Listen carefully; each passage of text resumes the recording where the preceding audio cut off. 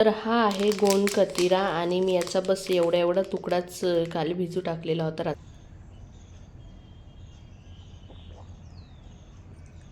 Hello, good morning, नमस्कार, welcome back to my channel Pallavi Ingalkar blog. 4 ते 5 दिवस आराम केल्यानंतर आज भेटत आहे मी तुम्हाला. ब्लॉग तर कंटिन्यू दिसणार आहे, पण मी 4 ते 5 दिवसाची गॅप घेतली होती, बरं नव्हतं वाटत म्हणून. तर इथे सर्वात आधी उठल्या मी ब्रश वगैरे करून घेतला आणि त्यानंतर हे सब्जा सीड्स जे आहे ते पाण्यामध्ये भिजायला टाकले. कशासाठी तर ते तुम्हाला समोर दिसेलच. तर चला मग मंडळी, आता मी सर्वात आधी सब्जा सीड जे आहे ते भिजायला टाकून देते आणि त्यानंतर मग शानूच्या टिफिनची तयारी करते. 4-5 दिवसानंतर व्लॉग पण बनवत आहे आणि घरच्या कामांना पण लागत आहे, कारण हातामुळे कामं होत नव्हते म्हणून मग हे पण काम केलं नाही आणि ते पण केलं नाही आणि मस्त आराम घेतला. आणि त्यानंतर आज लागलेली आहे मी कामाला. तर शानूचा टिफिन वगैरे तयार करून झालेला होता आणि तिची तयारी सुद्धा झाली. शाळेची बसची वेळ झाली होती. तर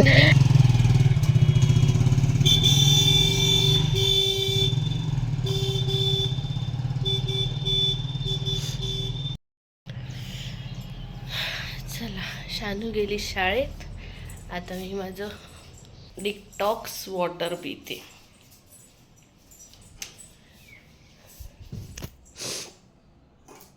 चला, मी तुमच्यासोबत पण शेअर करते, कारण की आता लागलेला आहे उन्हाळा आणि आता कसं काय म्हणते त्याला, कोणाकोणाला एकदम उन्हाळा लागलं की उष्णता भडकते. तर त्याच्यामुळे असं काही असं थंड, म्हणजे जेणेकरून आपलं शरीर थंड राहिलं पाहिजे. तर असं काहीतरी मी पिणार आहे, कारण मला या गोष्टीचा खूप जास्त त्रास आहे. मला उन्हाळा लागला की ॲसिडिटी, तोंडाला फोडं येणं, पुन्हा चेहऱ्यावर फोडं येणं, तर असं खूप काही म्हणजे. आणि अंदरून असं एकदम भडभड वाटणं, असं गरम वाटणं. तर असं मला उन्हाळ्यात खूप जास्त त्रास होत असतो. म्हणून मग मी म्हटलं चला, आपल्याला आता मोबाईलमध्ये खूप काही अशा हे मिळून जातात टिप्स, की आपण उन्हाळ्यामध्ये काय काय घेतलं पाहिजे, काय काय नाही. तर काल मला एक गोंद कतिरा आहे ना, तर त्याला मराठीमध्ये काय म्हणते, डिंकच म्हटलं जाते, पण ते 2 प्रकारचे डिंक येतात, एक गरम आणि एक थंड. तर गोंद कतिरा जो असतो तो आपण उन्हाळ्यामध्ये घेऊ शकतो. तर मी घरी मागच्या वेळेस आणून ठेवलेला होता, तर तोच आहे. तर मी म्हटलं चला, 2-3 दिवस झाले आठवण नव्हती राहत, पण काल रात्री मी आठवणीने भिजू घातलं. आणि तसंही त्याआधी मी फक्त हे जे सब्जा सीड्स आहे ना, हे थंड असतात, तर त्याच्यामुळे हे मी हिवाळ्यात घेणं बंद करून टाकलं होतं. नाहीतर मी हे जे सब्जा सीड्स आहे याचं पाणी जे आहे हे पीत असते मी. तर आता मी तुम्हाला सांगते कसं मी हे करणार आहे. तर माझं पण आज फर्स्ट टाईम आहे गोंद कतिराचं ते एक पाणी, म्हणजे ग्लासभर पाणी, शरबत किंवा काही पण म्हणा, एवढं शरबतसारखं नाही करणार आहे मी, पण असंच औषध म्हणून पिणार. चला, दाखवते मी तुम्हाला. तर हा आहे गोंद कतिरा आणि मी याचा बस एवढा तुकडाच काल भिजू टाकलेला होता रात्री पाण्यामध्ये. आणि हे बघू शकता, चम्मच पुढे गेला, अरे यार. तर हे बघू शकता, तेवढूसा तुकडा हा किती मोठा फुगून तयार झालेला आहे, हे बघा. तर आता मी एवढं घेतलेलं आहे पाणी, ग्लासभर पाणी घेतलेलं आहे आणि यामध्ये हे जाणार आहे गोंद कतिरा. पाणी भरपूर झालं.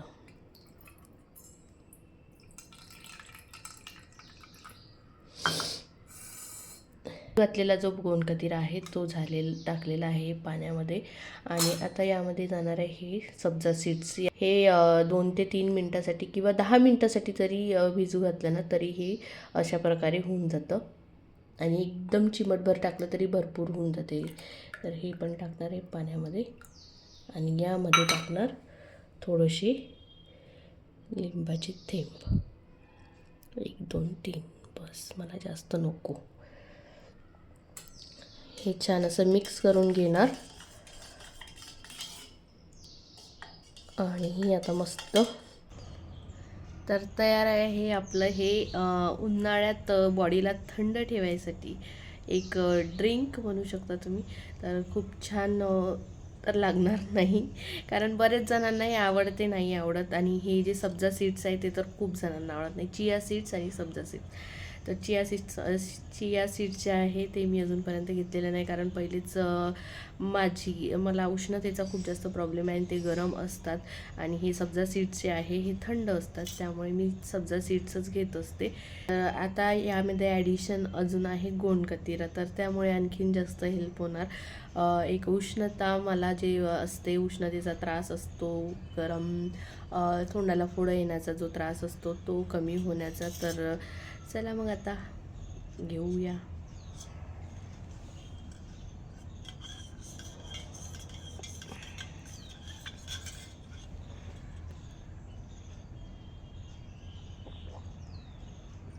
थोडं ना वळवळ लागते, पण पट्ट गिटकून घ्यायचं.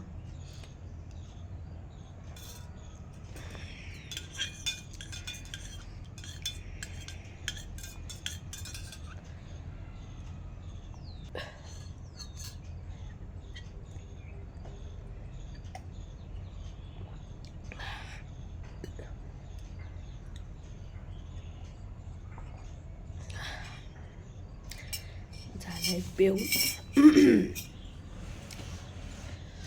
आणि हो, हे जे आहे हे फक्त अंशापोटी घेतलं तर याचा चांगला फायदा राहील, नाहीतर मग कधी पण दुपारी वगैरे घेऊ शकते. पण मला असं वाटते की अंशापोटी ह्या जर गोष्टी घेतल्या तर आणखी जास्त फायदा करते. तर चला, आज तर मी तुम्हाला असं गुड मॉर्निंग केलेलं नाही आहे. तर सर्वात आधी सर्वांना गुड मॉर्निंग, शुभ सकाळ. कसे आहात सगळे? मस्त मजेतच राहा आणि मी पण मजेतच आहे. तर चला आता, आणि मला 4 ते 5 दिवस झाले मला बिलकुल बरं नव्हतं. मला इतका जास्त त्रास झाला, म्हणजे सगळे दुखणे एका वेळी आले आणि मला खूप जास्त त्रास झाला. आणि इतक्यात माहिती नाही काहून तर दुखणं चालू आहे. असो, शरीर आहे ते काही ना काही चालू राहणारच आहे. पण पण त्यामुळे ना काय होतं, इकडे तब्येत बरोबर नसते की तिकडे ब्लॉग डेली जात नाही. आणि ब्लॉग डेली न गेल्यामुळे थोडासा जो त्याच्यावर म्हणजे वॉच टाईमवर आहे किंवा व्ह्यूजवर आहे थोडंसं नाही, खूप जास्त असर होतो. आणि त्यामुळेच थोडा मागे पुढे जायचं तर मागे येण्यात येते. तर आता तब्येत बरोबर नसली तरी व्हिडिओ बनवण्याचा प्रयत्न करणार. तर चला मग आता ब्लॉग शेवटपर्यंत बघत राहा आणि आपल्या चॅनलवर नवीन असेल तर सबस्क्राईब करायला विसरू नका. पुन्हा एकदा सांगते. चला, भेटते थोड्याच वेळात. एवढे दिवस मी मस्त आराम केला, तर त्यामुळे घर झालं होतं थोडंसं कचकच, तर ते करून घेतलं छान क्लीन. आणि मग आंघोळ वगैरे करून झाली आहे तयार. तोवर यांनी छान मला भरीत करायचं होतं वांग्याचं, तर त्याच्यासाठी याचं चॉपिंग वगैरे करून दिलं. आता भरीत करतेच म्हटलं तर कॅनमधलं तेल सुद्धा संपलेलं होतं, तर एवढी मोठी कॅन जी आहे ते माझ्या हातानं उचलणार नाही, म्हणून त्यामुळे ते राहू दिलं. आणि सर्वात आधी कुकर लावून घेतला, जे बिना तेलाने करायचं आहे ते करून घेतलं आधी. आणि मी स्वयंपाकाला लागायच्या आधी अंघोळीच्या आधी हे ओटा वगैरे सगळं काही असं तेलकट झालेलं होतं, तर ते छान क्लीन करून घेतलं. आणि बेसिंग वगैरे खूप बेकार झालेला होता आणि बरेच दिवस झाले. मी स्वयंपाक सुद्धा आजच करत आहे, भांडे सुद्धा आजच घासणार, कारण हात माझा दुखत असल्यामुळे मी त्या दिवशी भांडे घासले होते, तर त्याच्यानंतर मग खूप जास्त हात दुखायला लागला होता. म्हणून मग मी सगळी कामं राहू दिले, कारण यांनी पण मला ओरडा घातलेला होता, जसं मी आधीच्या ब्लॉगमध्ये सांगितलं. तेव्हापासून मग मी काहीच कामं केलेले नाही. माझ्या आईनीच टिफिन वगैरे पाठवत होती, 2 दिवस स्नेहाताईंनी दिलं. आणि असं करता करता आम्ही दिवस काढले आणि घरातले जे छोटे मोठे कामं आहेत तर ते करण आणि हे मिळून करत होते. तर असे करून आम्ही दिवस काढले 4 ते 5 दिवस. आणि त्यानंतर आता आजपासून मला थोडं बरं वाटत होतं, तर यांना म्हटलं मी आजपासून कामाला लागते, कारण की ते घर असं चिकट झालं होतं ना, तर मला बिलकुल असं म्हणजे पाहणं होत नव्हतं. त्यामुळे मला पण इतकं चिडचिड वाटत होतं. त्यांना म्हटलं मी जास्त काही असं फास्ट करत नाही, आरामातच कामं करते. नाहीतर ते तर सुरू झालं होतं त्यांचं की एक पोळेवाली आणि एक भांडेवाली, बस हे 2 आवश्यक आहे. हे 2-3 ठिकाणी यांनी बोलून पण पाहिलेलं होतं, पण मी म्हटलं यांना 2 दिवस तर थांबून जा, हात ठीक झाला की मीच करते. सध्या आपल्याला आवश्यकता नाहीये, नंतर लागन तर पडू शकते आवश्यकता, तर तेव्हा आपण बघूया. आता सध्या काही तेवढी आवश्यकता नाहीये.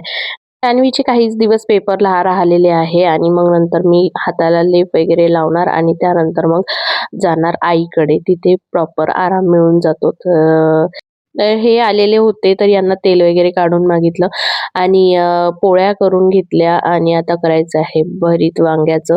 तर वांगे आता कसं उन्हाळा लागत आलेला आहे, वांगे झाले आहेत थोडे जरड, तर काही वांग्यांमध्ये ना थोड्या जास्तच बिया होत्या. चावताना ते थोडंसं असं म्हणजे कडक कडक वाटत होतं आणि कोबी घेतलेली होती भरतामध्ये टाकायसाठी, पण गोष्ट अशी की त्यामध्ये ना मला एक अळी दिसली. मग मी तसंच ते कोबीचं जे फूल आहे ते खाली ठेवून दिलं, कारण की खूप मोठी अळी होती. तर भरतामध्ये काही आता टाकणार नाही मग. वांगे वगैरे सोलून घेतले आणि त्यानंतर हे चॉपिंग केलेला कांदा, टोमॅटो आणि त्यामध्ये थोडेसे वाटाण्याचे दाणे जे आहेत ते टाकणार आणि बस तयार आपलं वांग्याचं छान भरीत झालं. मग आता नंतर काही वांग्याचं भरीत खायला मिळणार नाही. हिवाळ्यातच मजा असते वांग्याची भरीत, भाकरी वगैरे सगळं भाजीपाला जे आहे ते छान मस्त हिवाळ्यातच मिळत असतो, तर मस्त मज्जा असते. आता उन्हाळा लागलेला आहे, आता फक्त जुगाडू भाज्या ज्या असते ना त्याच कराव्या लागतात, कारण की एकतर मार्केटमध्ये मिळतात आजकाल, पण ते चव नाही लागत. जशी हिवाळ्यात भाज्यांची चव लागते ना तशी चव नाही लागत. चविष्ट भाज्या ह्या फक्त डाळीची चुरी आहे रश्शेवाली, पुन्हा वड्याची भाजी असं ना, म्हणजे कडधान्य वगैरे हे छान लागते, खूप टेस्टी लागते उन्हाळ्याचं.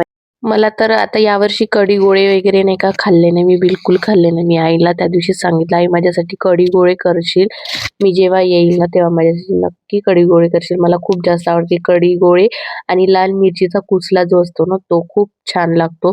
पुन्हा गोळा भात वगैरे ह्या ज्या म्हणजे भाज्या आहे ना, हा जो पदार्थ आहे ना खूप छान लागतो. हे म्हणजे मार्केटमधल्या भाजीपाला पेक्षा उन्हाळ्यामध्ये एवढे दिवस ना मी कामं करत नव्हती ना, तर कामं नव्हती करत तर जेवण सुद्धा धकत नव्हतं मला आणि कसं तरी आता गळल्यासारखं वाटत आहे आणि खूप जास्त असे थोडं काम केलं की चक्कर येत आहे. पण मी बसत उठत करायचा प्रयत्न करते. पण तेच असते ना, मला असं वाटते की हातात घेतलेलं काम पूर्ण झाल्याशिवाय उठायचं नाही. मी ब्लाऊज शिवायसाठी जरी बसत होते ना, तेव्हा पण माझं तसंच पूर्ण झाल्याशिवाय उठायचं नाही. ते रात्रीचे 2 वाजो, 2:30 वाजो, कितीही वाजो, तर माझं असंच असते.